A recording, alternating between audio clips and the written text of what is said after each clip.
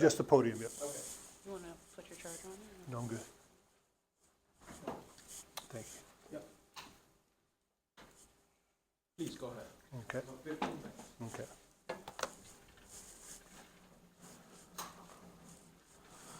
All right. Good afternoon.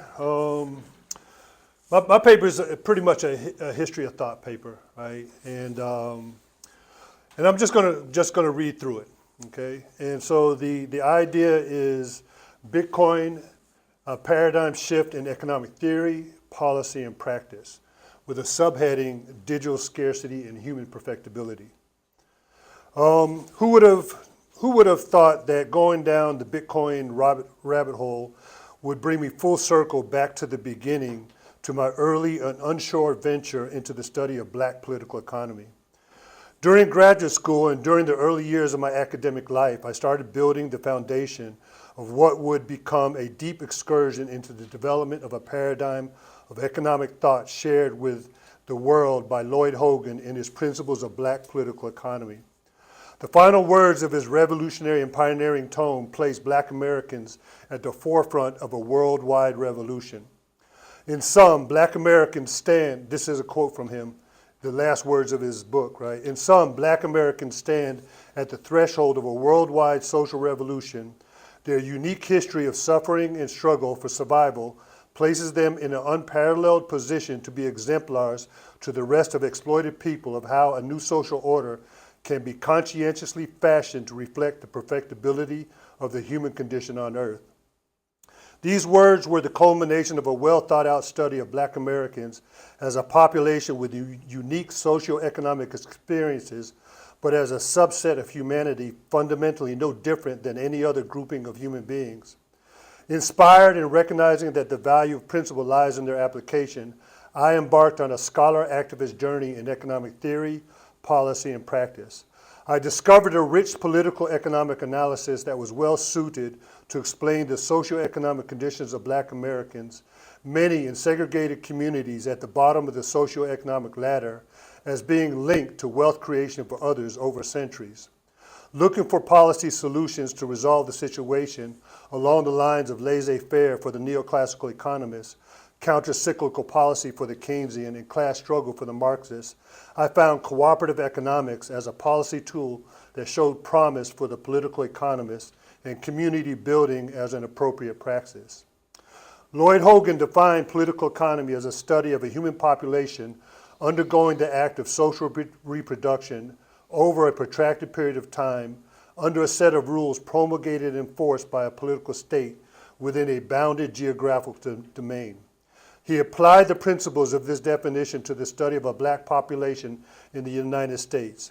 He saw Black Americans as descendants of free, primarily communal populations on the African continent, forced into slavery, freed yet finding themselves facing the feudal patterns of sharecropping, and in the late 20th century entering full-fledged into U.S. capitalist political economy, separate and unequal, with a limited ability to join a capitalist class. This population was later described by Haynes and Gordon Emhart as an American subaltern population. Hogan created his contribution to the synthesis of Adam Smith, Karl Marx, and W.E.B. Du Bois. Studying the principles of Black political economy and applying them to my own experiences helped me understand that Black Americans were no different than any other grouping of the world's population, although the experiences were unique and in many ways tragic, but forever hopeful. I developed and honed my skills as I studied in this paradigm. I learned about epistemology, pedagogy, political economy, and economics, and the significance of thinking successfully as a precursor to being successful. And now I'm learning about money, motivated by my introduction to Bitcoin. This is strange to be said about an economist, but it's true. I have many times said in the classroom that economics is not about money. Rather, it is about production, distribution, consumption, scarcity. And in my paradigm shift, it is normatively about prosperity and abundance. As I learned and I got better, expanding my skill set and coming to have a greater clarity of thought, what started out as a desire to understand the tragedy of race, separate and unequal, grew into a passion of understanding of self and my relationship to others, implying the principles learned to my own envisioning of a new social order being fashioned to reflect the perfectibility of the human condition on earth.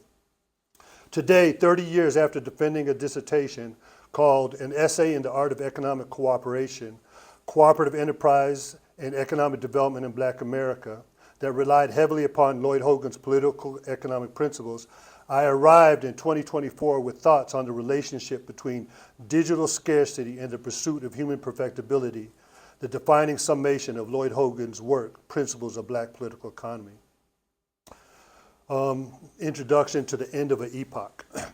In 1971, the United States abandoned the gold standard by presidential decree described as a temporary measure, and a few years later, with the election of Ronald Reagan, there was a paradigm shift from a post-World War II boom in societal wealth with American supremacy in production, consumption, finance, military hegemony, and a gold-backed U.S. dollar. A new leadership was created as America transitioned to a U.S. dollar supremacy built on a fiat standard, globalization of production and expanding U.S. financial and military hegemony, while the wealth of the American working class came to be measured in an ability to consume.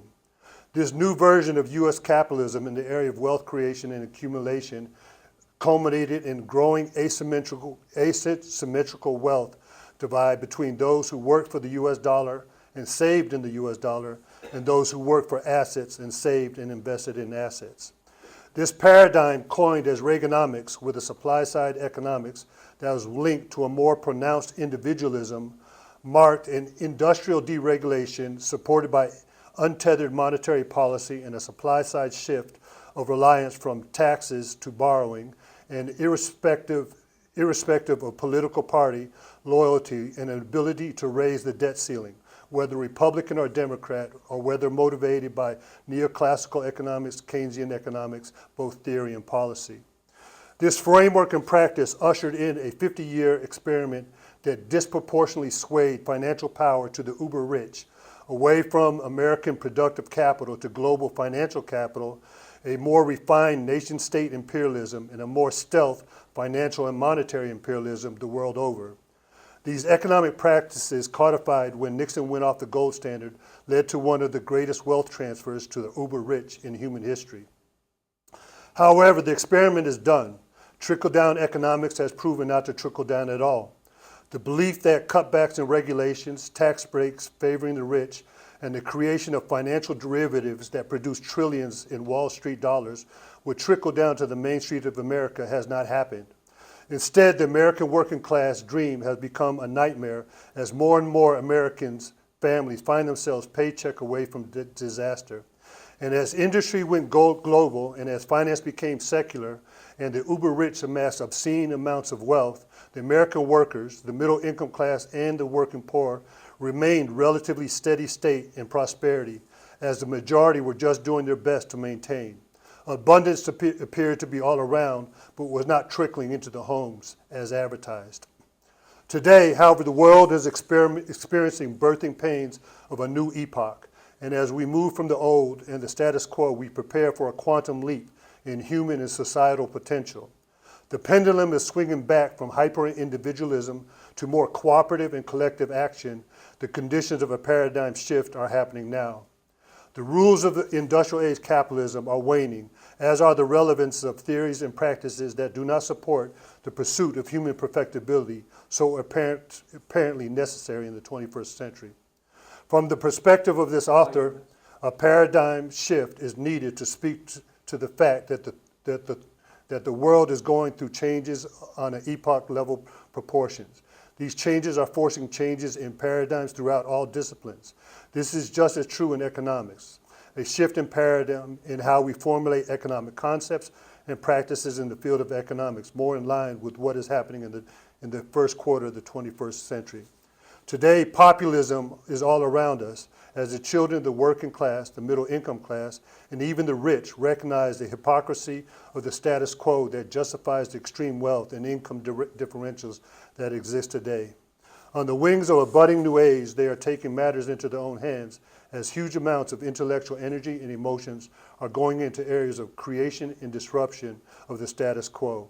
And it is here that black political economy, cooperative economic policy, and community building practices are ready to take their place, challenging the assumptions and values of much of the dominant paradigms in economics and paving the way for a more humane and just social economic environment. And it was following along this path of seeking solutions that I also discovered Bitcoin and discovered a new monetary standard, digitally native, that facilitates a viable and corresponding monetary policy for this paradigm shift. Let me just say with regard to the emergence of Bitcoin. The emergence of Bitcoin in 2009, on the heels of the Great Recession, Bitcoin entered the financial landscape touted as a decentralized digital technology rivaling gold and challenging the fiat currencies of the world, especially the US dollar. Despite its growing popularity and increased use, Bitcoin is still a mystery to many people. Bitcoin is influencing many disciplines, from computer science to philosophy. In this paper, I look at Bitcoin as money and monetary policy that can be compatible with a paradigm shift in economic theory, policy, and practice. It fills the void in this conversation. I'm going to skip this section on the dimensions of money, but I'm going to talk a little bit about the dimensions of Bitcoin. Bitcoin is a financial asset that is portable, open access, and verifiable. It's divisible, fungible, acceptable, scarce, durable, stable, and valuable, secure, and not susceptible to counterfeit, all in a decentralized manner. In digital form, it can be moved around the world faster than the speed of light, facilitate millions of transactions at the same time, and is susceptible to the networking effect. This financial asset that is also borderless, stateless, pseudonymous, monopoly-resistant, debasement-proof, and currently the most perfect and least cumbersome form of financial settlement upon death. Bitcoin is information data in digital space that is manufactured from real resources of the material world, electricity. The production of process uses capital and labor inputs to create an output, in this case, a non-material but verifiable digital output, collectively called Bitcoin, or its fractional unit, Satoshis, 100 millionth of a Bitcoin. This digital output, programmed with unique characteristics, include perfect scarcity, is vying for a position as a global asset class. I'm going to skip the section on the moral hazard of fiat currency, and I'm just going to close up with my final words. Bitcoin is a 21st century money that fits the paradigm shift. What will happen over the next 15 years, let alone the 150 years, or for that matter, the next 1,000 years, for this perfectly scarce, immutable data called Bitcoin that is verifiable, is being monetized across time and space, is yet to be seen. But for me, the integrity of Bitcoin is a firm reminder that practicing love as a first principle, irrespective of circumstance, is an experiment in integrity worthwhile. In sum, I'm looking forward to continued exploration of the relationship between digital scarcity and human perfectibility. Thank you. Thank you very much. So I'm the designated discussant, but I only received the comments earlier today, so I think I haven't had time to read the paper, so let's open it up for general questions if there are. Thank you again. Regarding Bitcoin, you ended that as a major paradigm shift. Yes. And then you connected to love. And yeah. So if you want to, you can just a little bit elaborate on that. Yeah. And I know, I just want to just quickly, with the Bitcoin, it was from 2008, 2009, and then suddenly go up and down, but still. And also the security that brings to it, and the people who are whether they vanished or they not exist because of what they wrote or they're hiding, and plus, the idea was really to decentralize, but movement with the others went somewhere else. Yeah, I mean, Bitcoin came into existence 2000, 2009 during the Great Recession. And what I would say is a product of what they call them the cyberpunks, right?